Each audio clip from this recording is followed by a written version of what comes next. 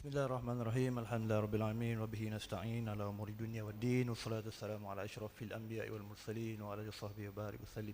Yang bahagia Ustaz Zul Jalal selaku pengurusi seminar kita pada hari ini, yang dihormati lagi dikasihi pembentang kita pada sesi ini iaitu Dr. Ghazali Basri.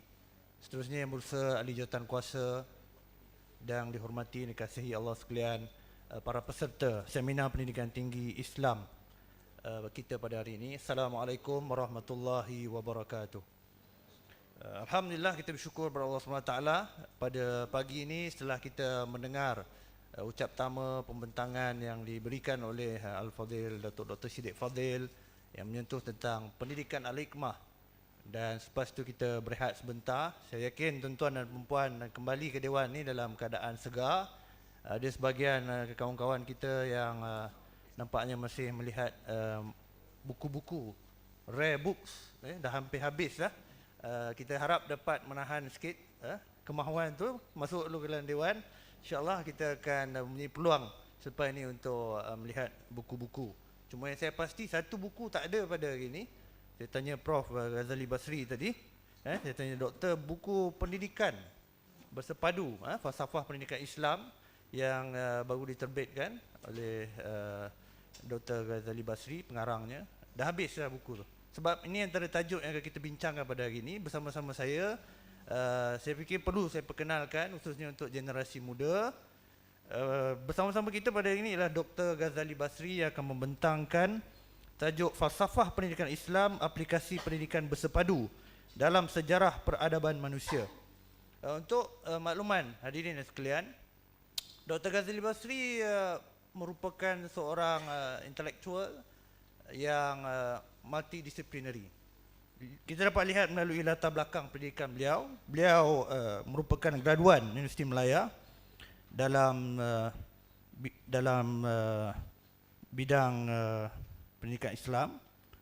Seterusnya beliau melanjutkan pelajaran dalam bidang dalam MA beliau di Columbia University di Amerika Syarikat dalam bidang falsafah pendidikan, dan seterusnya dalam bidang pengajian tinggi iaitu PhD beliau telah menukar spesialisasi beliau kepada bidang perbandingan agama dengan pengkhususan kepada hubungan atau relationship antara Muslim dan Kristian, dan beliau cukup dikenal juga sebagai tokoh yang aktif membincangkan tentang sejarah misioneri Kristian dan juga perbandingan agama.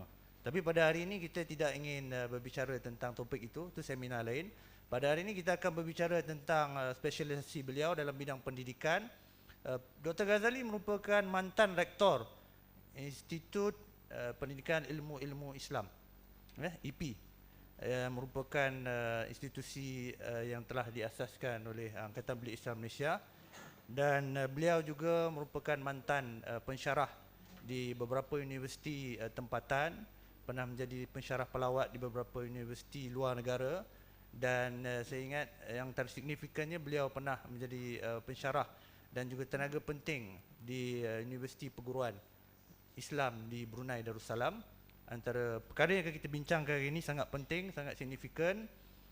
Jika tuan-tuan dah sempat baca kertas kerja tu, syarat dengan beberapa falsafah pendidikan, perbincangan mengenai dualisme pendidikan, berkaitan dengan sejarah KBSR, KBSM, dan juga pelaksanaan dari segi sejarah, dan mengapa yang pentingnya sistem bersepadu yang cuba dilaksanakan di Malaysia dan Brunei terhenti. Jadi kita nak tahu apa sebab-sebabnya. Jadi insya-Allah kita ada lebih kurang 40 minit. Saya tidak ingin memanjangkan kalam. Kita akan ada pembentangan PowerPoint presentation dari Dr. Ghazali Basri, dan insya-Allah panel bersetuju untuk selepas itu kita ada sesi Q&A. Tanpa membanjangkan bicara, dengan ini saya mempersilakan bahagia Dr. Ghazali Basri untuk membentangkan tajuk beliau. Fadhal masykurah.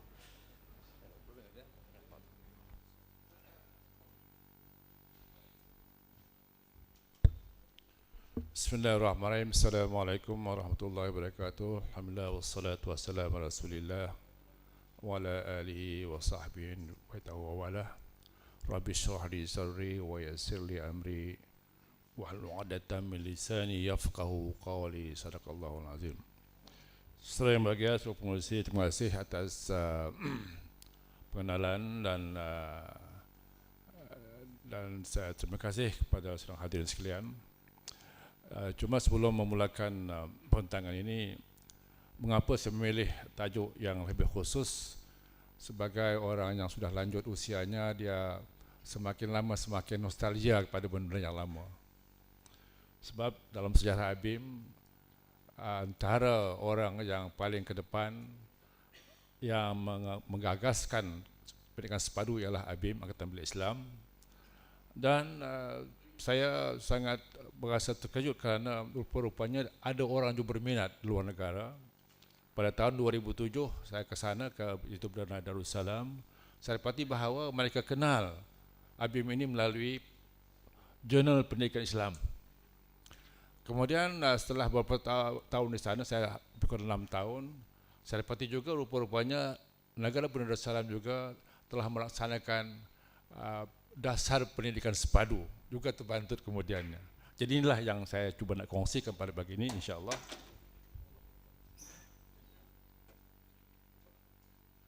Jadi saya ada dalam 20 slide.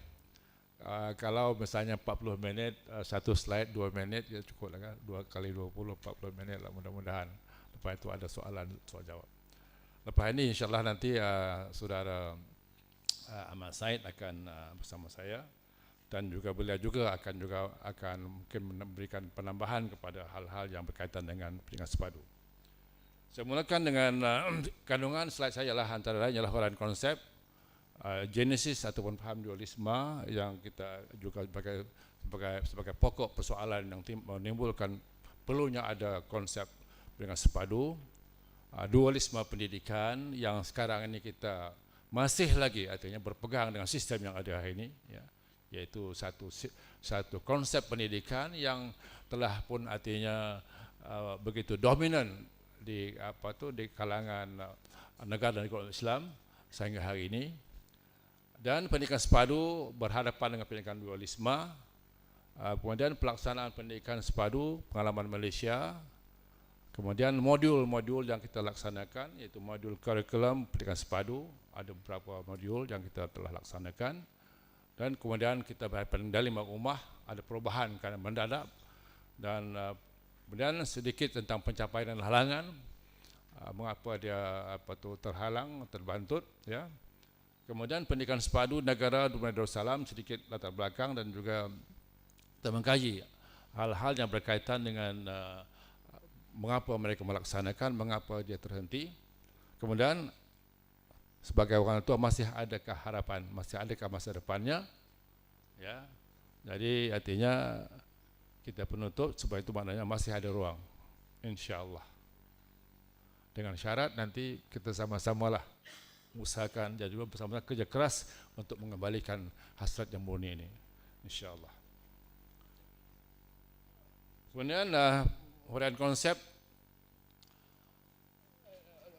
ironisnya ya, hasrat untuk mengadakan pendidikan sepadu ini oleh kerana kita berhadapan dengan sistem pendidikan dualisme.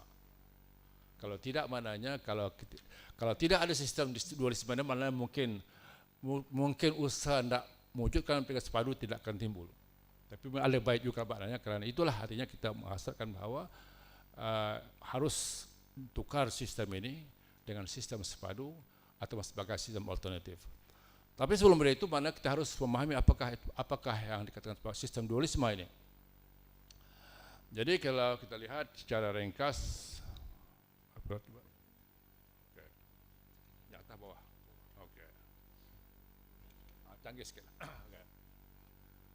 Jadi dalam saya secara cepat ya, ada dua hal di sini bahawa orang berkata bahawa apa salahnya ada pemikiran secara dua ini, yaitu dual entity ini sebenarnya memang wujud, ya.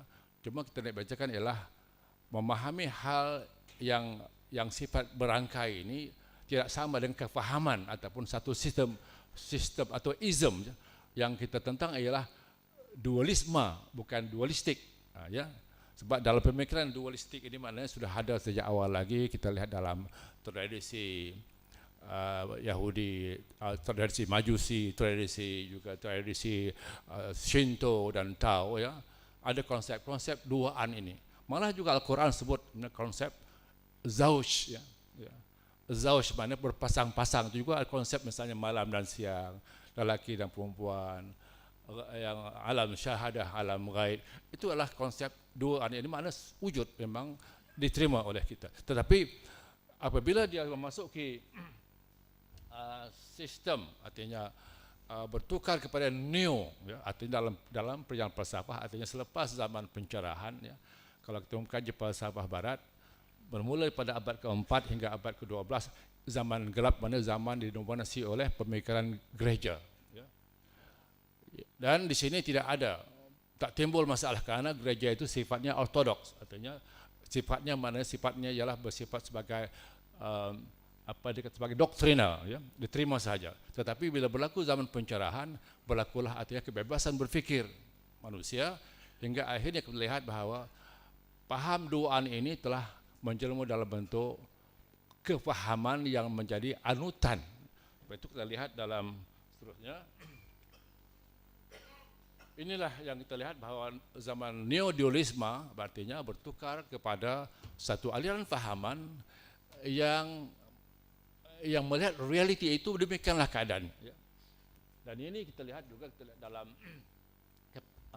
wujudnya zaman ataupun pemahaman dalam pemikiran barat, yaitu bila berlaku paham humanisme dan diturut sertakan dengan reinforcement daripada beberapa ahli falsafah mereka, misalnya Francis Bacon dalam epistemologi barat, yang kaedah dalam sains, artinya yang dikatakan saintifik itu ialah hanya dapatan daripada panca indera, artinya ilmu yang dicapai oleh penglihatan, pendengaran, dan juga dalam bentuk-bentuk research yang bersifat artinya yang boleh quantify, ya.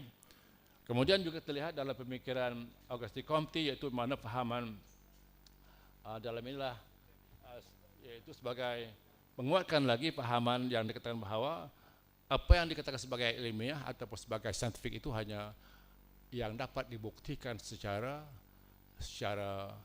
sensori ataupun secara ilmu yang dicapai melalui panca indera, yang boleh di-quantify.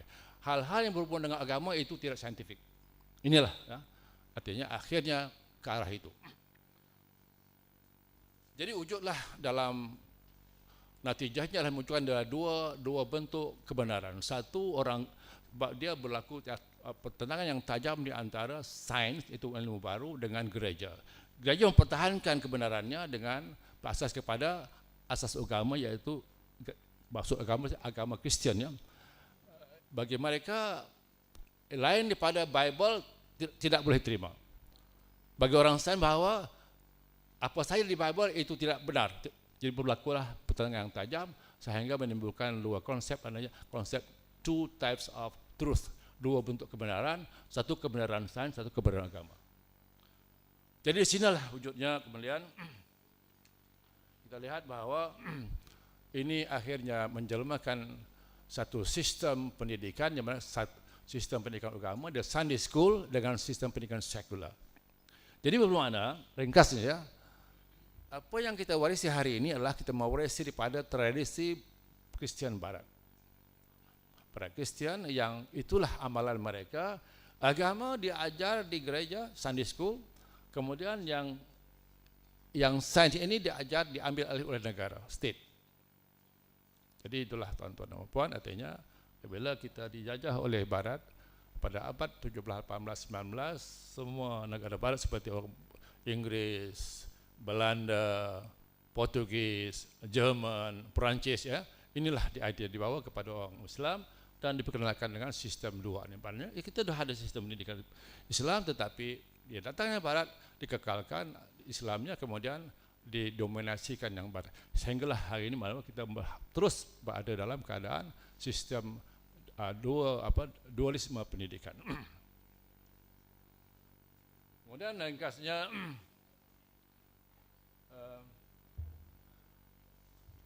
apa yang berlaku ialah sistem duaan ini dia bersifat dikotomi. Dalam istilah dikotomi maknanya ia bukan sahaja terpisah tetapi juga bersifat antagonistik kerana ini sejarahnya bahawa di pada itu berlaku pertentangan yang tajam di antara gereja dengan sains. Inilah yang dikatakan sebagai sistem dikotomi, bermakna bukan saya terpisah tetapi ia bertentangan. Akhirnya artinya apa sahaja ada nilai agama itu cuba dihilangkan.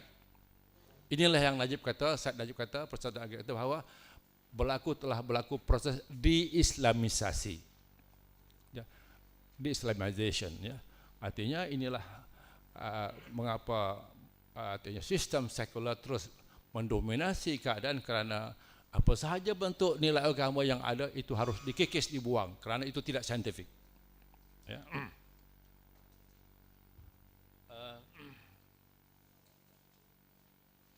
Jadi saya berumuskan bahawa di bawah itu dualisme pendidikan yang dialami ya umat ya.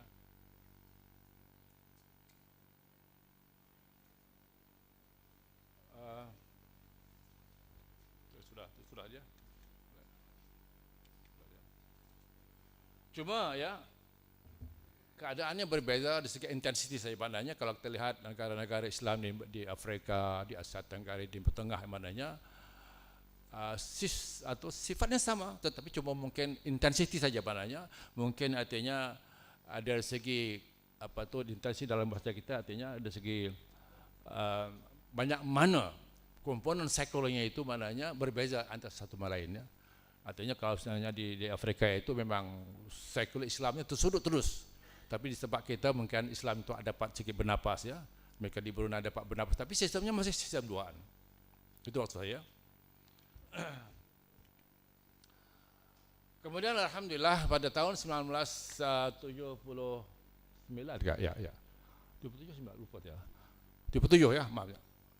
Berlaku satu konferensi di Mekah, pertama kali the first world conference on Islamic education, mana menghimpunkan para ilmuwan, cendekiawan Muslim, termasuklah di negara kita Said Najib Al-Atas dan Ismail Faruqi, dan mereka membuat satu keputusan bahawa dan telah pun memutuskan ataupun telah pun mendapati bahawa masalah umat Islam mengapa lesu dan tak berdaya ialah kerana masalah pendidikan.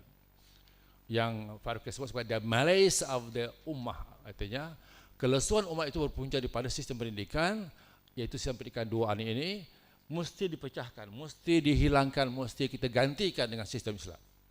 Itulah ya keputusan yang ada pada tahun 1977. Kemudian berikutnya kita lihat adalah beberapa tindakan beberapa lembaga Islam untuk nak melaksanakan sistem atau pemikiran ini, dan kita lihat dalam huraiannya antara pemikir yang telah merakamkan idea ini dalam bentuk work plan, dalam bentuk mananya bagaimana dilaksanakan ya, ialah Ismail Faruqi, Najib Al-Atas segi konsep, Ismail Faruqi segi work plan, termasuk juga seorang lagi yang terakhir ialah Abu Hamid Abu Sulaiman, Islamization Reforming Contemporary Knowledge ya. Jadi maknanya tiga buku ini adalah sebagai satu dokumen work plan bagaimana dilaksanakan.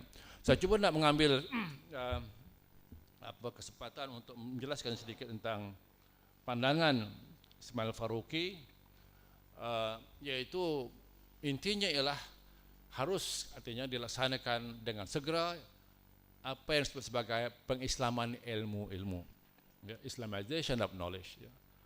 Sebab artinya untuk kita maknanya menghadapi hal ini bermula daripada kali pemikiran ya, maka sebab itulah artinya harus dilakukan pelaksanaan pengislaman ilmu-ilmu. Dan dalam buku Ismail Faruqi, Islamization of Knowledge, General Principle Work Plan ini diperjelaskan secara terperinci dan disebutkan bahawa dalam langkah-langkah ada 5 langkah. Dia kata satu langkah yang utama ialah pertama, si Muslim artinya orang-orang Islam mestilah pertama menguasai ilmu-ilmu barat dalam bidangnya masing-masing. Yang kedua, kuasai ilmu kita sendiri Islam. Sesudah barulah dapat artinya dapat kita membuat perbandingan di mana salahnya. Dan yang ketiga mestilah berusaha untuk memberikan alternatif kepada di mana salahnya, apa yang harus kita buat, apa yang harus kita lakukan. Kemudian Said Najib Al-Atas dalam bukunya juga kemudian menjelaskan bahawa yang kita mau ialah ilmu-ilmu yang berkaitan dengan yang urgent ialah social sciences and humanities. Tak semua. Ya, tak semua. Ya. Inilah yang diperlukan dahulu ya, kerana dikata adalah ilmu yang natural sciences itu adalah ilmu-ilmu yang agak baku, yang tidak banyak masalah sangat. Ya, tak apalah ya. Jadi sebagai latar belakang, 3 buah buku yang penting sebagai asas kita, dan kita ABIM telah pun merujuk buku ini dalam melaksanakan sistem pendidikan kita. Kemudian di sinilah artinya kita telah menggagaskan harus dilaksanakan sebuah pendidikan sepadu yang antara artinya badan yang mengambil, yang pick up ya. Nah, inilah Angkatan Bela Islam, saya masih ingat lagi ya. Dan juga daripada ataupun semangat daripada konferensi Makkah itu, kebetulan pada waktu itu di Malaysia ada perubahan segi kepimpinan politik, dan kita menggagaskan bahawa dalam penubuhan Universiti Islam Antarabangsa kita akan implementkan tentang sistem pendidikan sepadu yang akan kita lihat nanti bagaimanakah cara pelaksanaan. Jadi oleh kerana itu maknanya kita asasnya adalah Islam, seperti yang Datuk Siddiq sebut di bawah, adalah Islam sudah sebati, sudah tahu, sudah lama mengamalkan tentang kesepaduan ilmu ini. Itulah asas. Jadi ilmu yang sepadu ini maknanya adalah milik kita dan kita pahami sungguh-sungguh. Ya. Atas dasar inilah kita gubal satu kurikulum pendidikan berpaksikan kepada konsep sepadu. Kemudian inilah saya sebutkan tadi. Ya, terus kemudian dari segi kita lihat di Malaysia, pengalaman pendidikan sepadu, pengalaman Malaysia. Right. Nanti kita pun ada yang terlibat secara langsung, Haji Mat Said juga terlibat secara langsung. Di Malaysia, kerana iklim politik agak membantu waktu itu, kita tahu bahawa di seluruh dunia waktu itu adalah kebangkitan, the emergence of resurgence Islam, Islamic resurgence, ya, kebangkitan Islam sedunia, ikuran daripada proses daripada dulu ada pengalaman Iran sebagai Republik Iran, kemudian seluruh dunia bergema dengan resurgence Islam. Dan di Malaysia juga ada dia punya kesannya. Waktu itu Mahathir Mohamad menjadi Perdana Menteri, dan dia mahukan artinya dia mau melaksanakan tentang Islamisasi ini. Itulah berlaku bahawa pada tahun 1983 gagasan merupakan Universiti Islam Antarabangsa. Artinya kita beberapa orang ABIM artinya dipanggil, dia tampil ke hadapan untuk membina kurikulum. Nanti kita lihat bagaimanakah akan dibina dan asas yang harus pendidikan sepadu. Kemudian pada tahun ya itu hasil laporan jawatan kuasa 1979 juga membantu kita kerana didapati bahawa pendidikan Islam yang diamalkan, pendidikan negara yang diamalkan di Malaysia itu waktu itu sangat kurang memberikan perhatian kepada agama. Maka sebab itu ada laporan bahawa rakyat harus diberikan artinya pendidikan Islam sewajarnya. Kebetulan waktu itu bahawa pada tahun 80-an ke atas, suasana juga membantu dengan adanya dasar Islamisasi, dan juga kita lihat pembentukan penubuhan Universiti Islam Antarabangsa. Kemudian diikuti dalam kemudiannya tergubalnya artinya dasar KBSR pada tahun berapa tu?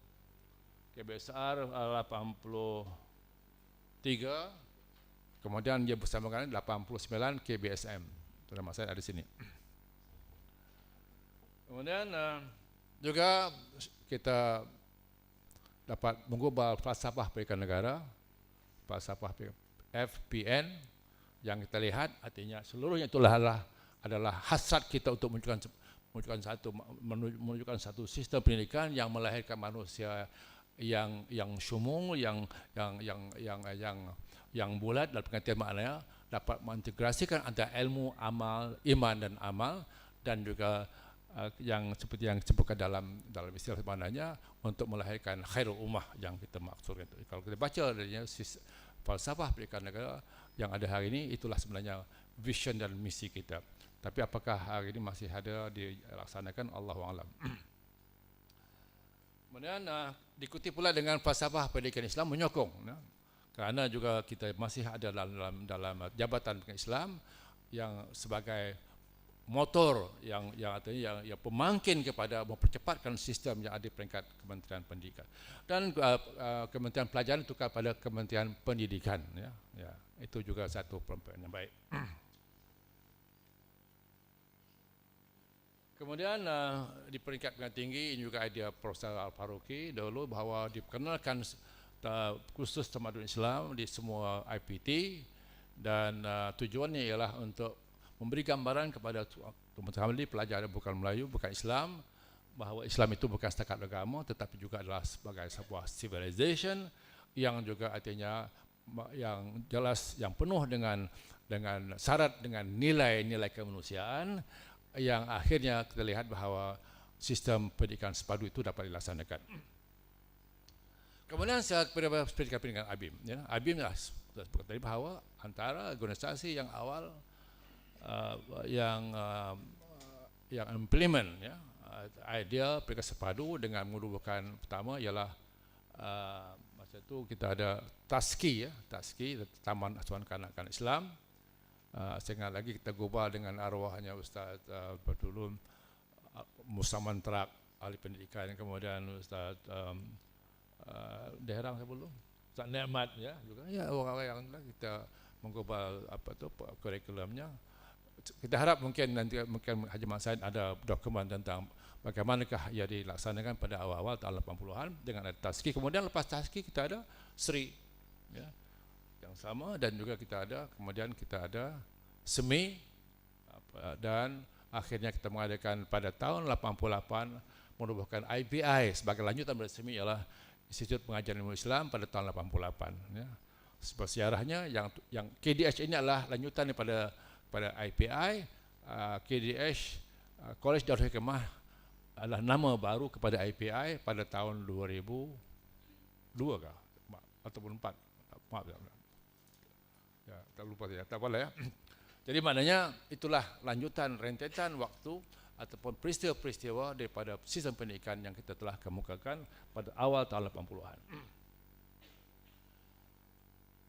Dan usaha Islamisasi ilmu-ilmu sains sosial dan sains kemanusiaan dilakukan sebagai bekalan guru. Saya ingat lagi waktu itu Tuan Ahmad Said menjadi ketua pengarah, ya, di bahagian pendidikan Islam dan moral, ya, bukan amal, dan kita telah menyediakan bahan bacaan dalam semua bidang, termasuklah bidang sains sosial, di bidang sains kemanusiaan yang lain, pendidikan, dalam matematik, dalam sains, siap, artinya buku yang kita usahakan konsep Islamisasi ilmu dan juga alternatif apakah yang harus kita lakukan sebagai bahan kepada para guru kita, guru-guru yang kita lahirkan untuk mengajar sekolah-sekolah, bahan baca. Cuma malangnya itu dah cetak, dah ada di pejabat katanya, tapi oleh kerana berlaku perubahan politik mendadak tak dapat dikeluarkan hingga akhirnya dia di cold storage kan, kemudian tak tahu apa jadi, apakah ada masih lagi pada Tuan Haji Mat Said, wallahu alam. Tapi maknanya buku saya sempat diedarkan kepada para guru tentang artinya bagaimanakah pendekatan Islam terhadap sains sosial, terhadap sains kemanusiaan. Inilah antara model yang kita laksanakan dalam pembinaan kurikulum Universiti Islam Antarabangsa. Ini artinya agak crude, tapi maknanya itu idealnya, artinya inverse pyramid, ya. Yaitu kita ada konsep Islamic Revealed Knowledge and Human Sciences sebagai trust, ya. Artinya semua program mesti melalui trust ini. Dan trust ini pada tahun pertama artinya besar. Dia punya broad base, artinya sebahagian besar, about 90% daripada kursus yang diambil tahun pertama ialah ilmu Islam. Memberi kepahaman kepada pelajar bahawa selesaikan dahulu tentang Islamic Sciences. Kemudian 4 tahun kita lihat tahun 1, tahun 2, tahun 3, tahun 4. Bila sampai tahun 4 maknanya komponen yang non-Islamik itu akan besar. Katalah di bidang ekonomi, maka ekonominya akan akan mantap tahun 4 dengan kemantapan yang sudah ada dalam bidang ilmu trust, yaitu Islamic Sciences. Ya. Inilah yang kita maksud sebagai pemaduan dalam kurikulum IIUM. Sebenarnya adalah lanjutan daripada IPI sebenarnya. IPI juga kemudian ambil ya, sebenarnya lanjutan daripada kita punya SRI tersebut sebagai ya. Kita dah buat kurikulum ini dan IPI juga menggunakan model ini. Kemudian tak tahulah hari ini apakah masih ini dikekalkan dalam IIUM, wallahu a'lam sudah berapa tahun ya? 83, sekarang sudah 2013, 93, 10 tahun, 20 tahun yang lalu. Boleh cek tengoklah, boleh buat survei apakah ini masih ada wujud di IIUM. Kemudian kita juga model B yaitu kurikulum IIUM dan juga IPI. Model B nilai-nilai mentas kurikulum ini sebenarnya ya, model B itu dah tak ada dah, dia punya yang ini tak ada, yang ini dah terbuang dah ya. Model B ini khas kepada itu kita bina ini untuk membangun kurikulum SME ya, dan SRI dan SME dan SRI, yaitu dan juga termasuk yang pada peringkat awal yaitu nilai merentas kurikulum. Artinya kita akan lihat nilai-nilai ataupun subjek-subjek yang sifatnya Islamic Sciences ini ada langsung untuk pelajaran ya. Ini banyak bergantung pada guru yang mengajar. Walaupun guru itu mana latihan daripada latihan bukan pendidikan Islam, tapi disedarakan bahawa mengajar ilmu alam misalnya kaitkan dengan tauhid. Mengajar misalnya kaitkan dengan tauhid. Ini maknanya adalah banyak bergantung pada guru yang ada di sekolah walaupun dia tidak secara formal mendapat keguruan pendidikan Islam. Jadi inilah yang kita cuba kemukakan bahawa harus ada yang bersifat ini atau yang merentas semua subjek termasuk co-curriculumnya. Ya, termasuk co-curriculum artinya aktiviti-aktiviti di luar bilik darjah. Ya. Ada satu lagi model yaitu model C, juga ini tak ada sebenarnya atas tadi, yang ini tak ada ya. Ini adalah kita lanjutkan idea ini dalam artinya kita memberikan pendidikan yang non formal dan informal, misalnya dalam kita memberikan kuliah atau bengkel-bengkel ataupun ceramah sebagainya ya kepada misalnya profesional. Ingat lagi maknanya kita juga ada artinya berhadapan misalnya juga IPI dulu kita ada maknanya di kelas-kelas adat yang modular ya, itu orang yang sudah ada degree yang profesional datang kembali belajar, kita kan modal ini artinya kita lihat bahawa sebenarnya sedikit saja kita alignment saja, artinya benda yang sama kita ajar, tapi mana alignment itu alignment yang tauhidik. Itu ubah situ saja. Ya. Jadi bermakna tidak sangat mengubah segi konten, tetapi mana mengubah dari segi banyak alignment saja. Ya. Contohnya dalam ini kita lihat dalam sumber-sumber alam tenaga manusia, kepulauan manusia, standar teknologi maknanya itu yang konvensional yang biasa. Tapi kalau kita lihat dengan bayangan B ya, yaitu sama. Tetapi yang bedanya ialah sumber-sumber alam tenaga manusia yang sama, tetapi bekalan untuk akhirat. Itu saja dia punya niatnya itu, nawaitunya maknanya itulah dipahamkan bahawa semuanya ini adalah untuk maknanya untuk mardatillah, untuk Allah SWT. Jadi benda yang sama, tapi ini juga akan kita juga usahakan dalam menghadapi masyarakat umum, model-model itu gunakan. Jadi maknanya kita lihat ada 3 model yang telah laksanakan, yang telah kita lalu jalankan dahulu dan tak tahulah apakah hari ini masih wujud, Allahu a'lam. Jadi maknanya dalam pengamatan saya masih artinya dapat kita artinya kita lestarikan dia, kita artinya masih dapat kita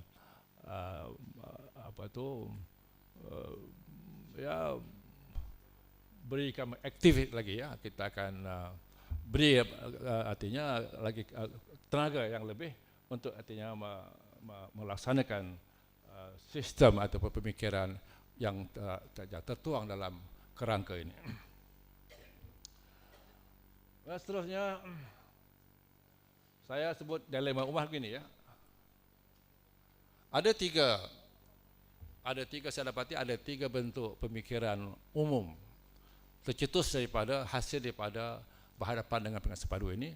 Yang pertama iaitu yang bersifat revolusi maknanya mau tukar terus iaitu buang semua sistem sekular ini, ganti Islam semua. Itu satu pendapat lah ya.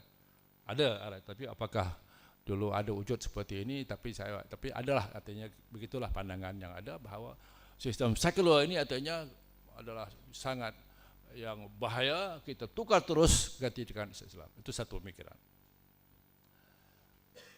Yang kedua ialah ya, kita hapuskan terus sistem pendidikan agama. Karena agama ni dengan pondok dia macam masalah apa semua counterproductive. Kenapa? Karena yang ada pun dah baik dah. Artinya okey, kita Islam, karena yang Islamnya bahaya, kita tumpu satu saja. Kita tumpu pada yang ada sekarang ini, baiki dia, Islam kita buang. Kerana itu counterproductive. Artinya tak boleh mengadakan orang keluar daripada pondok sekolah-sekolah agama ini tak boleh profesional, tak boleh jadi engineer, tak boleh apa semua. Itu kita satu pemikiran yang lain. Ya, habis. Okay. Yang ketiga artinya ialah kita yang ada ini kita jalankan integrasinya ini dalam bentuk pengislaman ilmu-ilmu, dan inilah yang kita lihat kerajaan waktu itu agak senang dengan pemikiran ketiga, maka dilaksanakan tentang islamisasi ilmu yang berlaku antara 1993 terus sampailah 1995, itulah lebih kurangnya 10 tahun.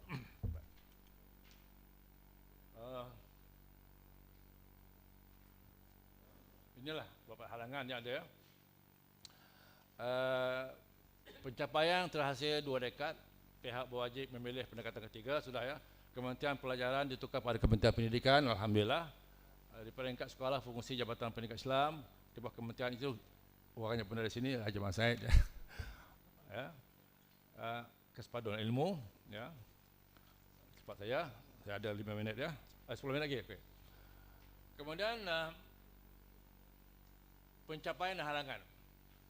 Ya. Kerancakan program pendidikan bersepadu dan islamisasi ilmu terbantut, kemudian malap berikutan perubahan kepimpinan politik secara mendadak. Okey ya. Itulah semua orang tahu. Dan kita lihat kementerian pendidikan tukar semula kepada pendidikan pelajaran. Namun demikian umat minat umat Islam terhadap pendidikan sepadu tetap subur. Contoh ya, saya melihat dalam kajian saya bahawa antara 2000 hingga 2005 pertambahan orang nak masuk sekolah SMKA ya mendadak naik 500% ya, daripada 50,000 kepada 250,000. Ya, laporan saya dapati bahawa dan ini memaksa bahawa kerajaan kita sudah ada sistem pendidikan SMKA ya, sekolah penuh agama kebangsaan, yang ini juga dilakukan dengan Dr. Mahathir ya, kerana untuk menampung artinya hasrat umat nakkan sepadu ini. Alhamdulillah ya. Dan katanya lepas itu bertambah, saya pun tak tahu berapa jumlah, wallahualam, mungkin Tuan Haji Mat Said tahu berapa jumlah sekarang ini SMK yang ada. Tapi maknanya lebih pada 100 mungkin ya. Seluruh termasuk Sabah Sarawak ya.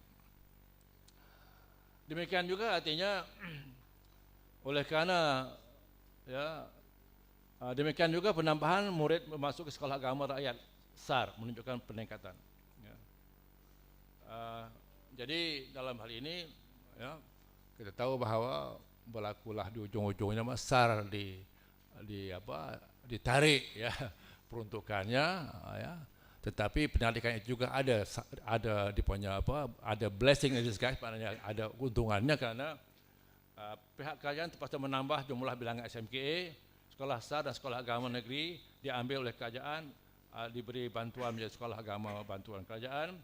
Bagi menampung sekolah SMKA diwujudkan kelas aliran agama, atau ada window ya, atau macam kelas agama secara tempelan ya, beberapa sekolah tertentu, iaitu KAA di peringkat sekolah rendah diperkenalkan program JKAP sebagai maklumannya. Okay. Sana semua Brunei. Brunei Darussalam seperti mana awal sebutkan bahawa rupa-rupanya ada yang minat, ada yang maknanya. Biasanya Brunei ini dia sangat dekat dengan kita, khusus dalam pendidikan Islam dia sepenuhnya mengambil sistem Johor. Awal-awal bila Islam datang ke Brunei, sistem Johor dia ambil mana bulat-bulat. Ya. Seperti yang saya sebutkan tadi bahawa dengan kita, mereka ikuti kita dengan adanya pendidikan, jurnal pendidikan Islam. Saya terkejut juga bahawa dia kata, kami kenal Tuhan, dia kata kerana jurnal ada. Sebab itulah saya balik kemari bahawa jurnal Islam jangan berhenti, jangan terhentikan dia, jangan ditiadakan, teruskan. Dalam keadaan apa sekalipun, adanya kerana orang luar sangat terkesan dengan jurnal kita. Rupa-rupanya dalam pengalaman Brunei Darussalam pada tahun 2000 mereka mahu juga sistem pendidikan itu, pendidikan sepadu diadakan. Di sana beza dengan kita bahawa dia ada 2 kementerian. Satu kementerian pendidikan, semua sekolah nasional ini di bawah kementerian pendidikan. Satu kementerian agama, semua sekolah agama di bawah pendidikan agama. Jadi dia lagi kuat dia punya dualismenya, 2 kementerian. Ya. Jadi mereka, yaitu Menteri Perkenaan itu bahawa dia nak implement sistem pendidikan sepadu. Dan direstui, telah jumpa dengan Sultan merestui, maka berlakulah artinya usaha memadukan 2 sistem ini dengan beberapa langkah. Ya, kita lihat yaitu pemaduan pertama ialah dalam bentuk artinya secara gabungan di antara 2 kementerian. Ya, yaitu menggabungkan di antara bahagian penaziran, bahagian periksaan dan bahagian kurikulum. Ya, pelaksanaan secara berperingkat 2001 dan juga diikuti dengan artinya usaha untuk melaksanakan artinya islamisasi dalam bidang kurikulum dan sebagainya. Kemudian ya, antara usaha dilakukan dalam merombak kurikulum pendidikan agama. Sana agama ijazah dengan U, ya. Kalau di Brunei dengan kita A, kalau di Johor dengan I. Agama untuk Johor, agama Malaysia, agama untuk Brunei. Dia mesti gunakan U, ya, tak boleh gunakan A. Itu beza, ya. Kemudian merombak kurikulum pendidikan agama disesuaikan dengan pendidikan dalam perdana, memperkenalkan mata pelajaran IRK maknanya Islamic Religious Knowledge sebagai base, ya. Kemudian semua buku-buku ditulis dalam peringkat rendah dan menengah. Tapi malangnya terhenti, terbantut pada 2005. Mengapa? Nanti kita lihat apa. Okay, ya. Apakah ada harapan? Terbantut dah, ya. 2 dekad telah berlalu dalam kes Malaysia dan 1 dekad dalam kes Brunei Darussalam. Usaha memperkasa pendidikan sepadu telah terhenti. Masih adakah harapan? Ya. Untuk ini saya melihat ada 3 aspek saya nak nilai. Pertama, aspek konseptual. Ya. Kedua, struktural dan ketiga, cultural. Dalam aspek konseptual bagi saya artinya tidak ada masalah. Ya. Kerana ini adalah policy makers. Ya. Artinya untuk memberikan kepahaman, orang faham dah. Ya. Kerajaan pun faham. Tetapi masalahnya bukan masalah itu. Tak nak saja. Maka sebab itulah maknanya bagi saya dalam aspek konseptual ini mana tidak banyak sangat halangan kita tidak banyak usaha untuk nak kita laksanakan, mungkin penyebaran penerangan saja. Dalam aspek yang kedua, struktural ini juga ada pro and con-nya, yaitu orang mahukan artinya bila sepadu maknanya buat secara form dia mesti sepadu. Dalam kes Brunei maknanya satukan antara 2 kementerian ini. Sekolah bawah satu bumbung, ya. Artinya hilanglah, artinya tidak ada lagi agama, tidak ada lagi kementerian punya sekular. Itu maknanya dalam hal ini bahawa dari segi nama betul lah, tapi belum tentu lagi dari segi isi dia, ya. Ya. Jadi maknanya dalam hal ini juga berlaku. Jadi kalau kes Malaysia artinya dua-dua dia telah berlaku, artinya dari segi maknanya penggabungan di antara 2 konsep ini sudah berlaku, tetapi dan juga proses untuk pemaduannya menerusi islamisasi ilmu, ya. Jadi ini dalam peringkat struktural, ya. Dan berlakulah atau gabungan cantuman di antara beberapa kementerian dan sebagainya. Kemudian yang ketiga, masalah ketiga ialah masalah kultural, mana aspek-aspek bersifat dengan emosi, sentimen, ya, sentimen politik, budaya dan sebagainya. Inilah yang menjadi masalah kita. Kepahamannya ini adalah pemilik manusia, karena hal ini tidak dapat kita nafikan, ya, sebab inilah sebenarnya yang artinya yang boleh artinya mempertahankan, artinya kalau mau dipertahankan kerana inilah rakyatnya dan kepahaman yang mendasar, yang juga yang melebar, dan inilah yang akan membantu artinya bertahannya satu sistem yang diperkenalkan. Kemudian apa yang saya sebut, aspek-aspek yang melibatkan sikap, persepsi, sentimen politik, budaya dan cara hidup. Dalam kes Malaysia, walaupun banyak pihak yang terlibat dalam perkenalkan pendidikan sepadu, namun untuk melahirkan sebuah pandangan umum, public opinion dalam kalangan warganya masih belum berhasil. Kelompok backward intelijensia Melayu khususnya masih terasa dengan status quo. Ini dalam kes Malaysia. Kemudian di Brunei Darussalam, ya, majoriti rakyatnya, warganya beranggapan bila berlaku penggabungan sekolah agama dengan sekolah Islam perdana, matlamat pendidikan sepadu dah selesai, habis. Ya. Kemudian masalah timur ialah hanya saja ibu bapa sudah terbiasa dengan cara lama. Di sana ni saya orang beritahu lah kan, dia pukul 11.30 semua sekolah pejabat, ambil anak sekolah, ya, ambil. Lepas itu walaupun masuk pejap pukul 2 ni, ya, maaf lah ya, kita ini realiti. Pasal hantar anak sekolah, masuklah pejabat pukul 2.30 itulah. Itu dah biasa sangat dah. Bayangkan dah kebiasaan ini mana tergugat dengan sistem ini. Jadi adalah artinya tak selesa. Artinya ibu bapa tak selesa, maka sampailah ke istana. Ya. Ini cerita yang saya dengar lah. Ke istana pun dengar dah banyak sangat komplain, maknanya rentihan-rentihan rakyat dia, maka istana pun turunlah kita. Tak apalah, kita kaji semula kita.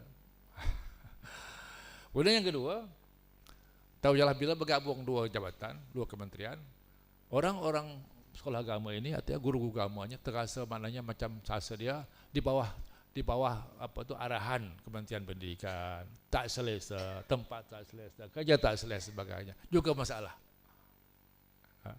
Maka itulah juga sampai komplain ke atas bukit. Turun, tak apalah. Kita raihkan saja, maknanya okey, balik semula, balik asal. Balik asal. Kan ini artinya tak berjalan sudah. 25 tak berjalan. Baik. Sikit lagi ya. Apakah ada masalah? Bagi saya maknanya harapan masih ada, ya. Di Malaysia artinya kita ada ABIM. Ya.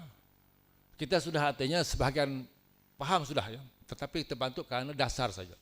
Bagi saya bahawa perubahan yang ada di mana pendidikan ini dia mesti bukan kita jangan kita mana berharap pada sekali lagi top down artinya. Yang ada ini top down artinya arahan di atas kemudian lakukan.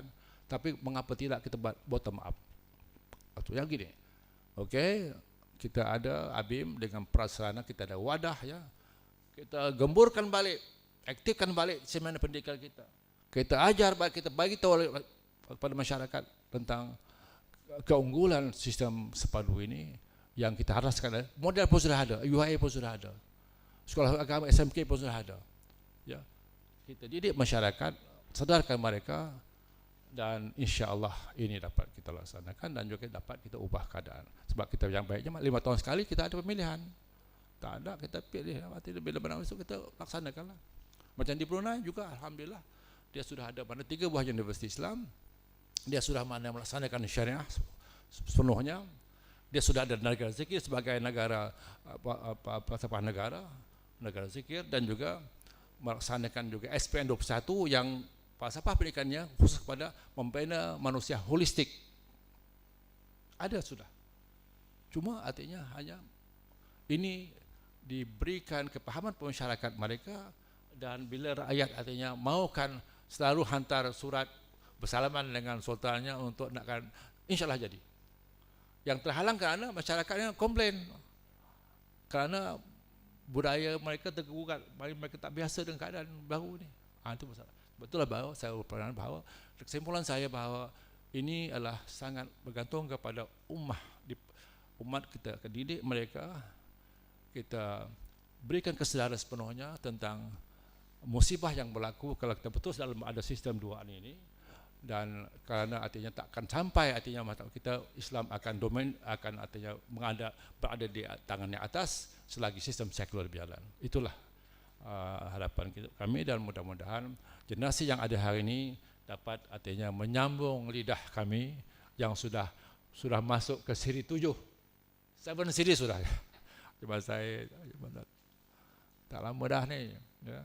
Jadilah anak muda ini teruskan perjuangan ini. Kita dah dokumentasikan bahan-bahan ini, cuma kita cuba artinya hebahkan dia dan juga kita lestarikan dia. Kita mananya kita akan apa dalam bahasa kita yang tak faham saya, artinya kerana inilah misi dan juga menjadi juga harapan ummah pada masa depan. InsyaAllah aku lakukan hadzal, astaghfirullah walakum wabillahi taufiq. Wassalamualaikum warahmatullahi wabarakatuh. Saya dengan penuh kesyukuran pada Allah SWT, sekali lagi ingin mengucapkan terima kasih kepada Yang Bahagia Dr. Ghazli Basri, seterusnya kepada penanya kita Dr. Zafri dan juga Puan Nur Salimah serta pandangan di Ustaz Alim. Moga-moga Allah SWT merahmati ilmu yang kita dapat pada hari ini. Wabillahi taufiq wal hidayah. Assalamualaikum warahmatullahi wabarakatuh. Saya pulangkan semula kepada Ustaz Zujalan.